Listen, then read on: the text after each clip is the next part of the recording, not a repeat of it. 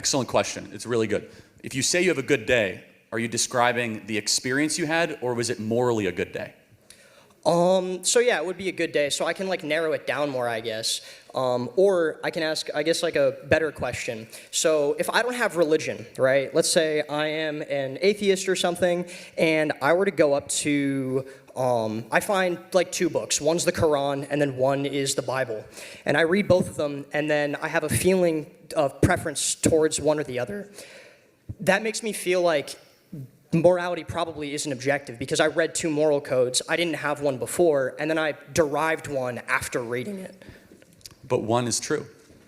Well, yeah, obviously if you go in with the presupposition that one is true, but so like, let's play this out. Not sorry to interrupt. If I'm on an island, and let's just demystify part of this, and there's the Bible, and then there's Lord of the Rings, and I end up believing in one of those, which is true?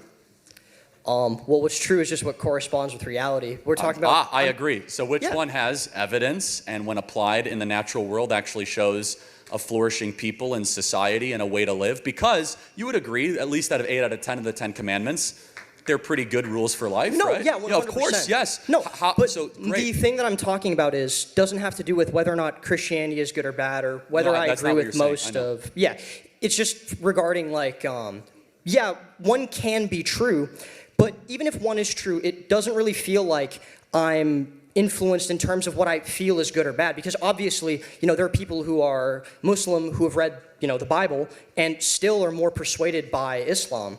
No, of course. I mean, you could be persuaded by anything, right? That doesn't...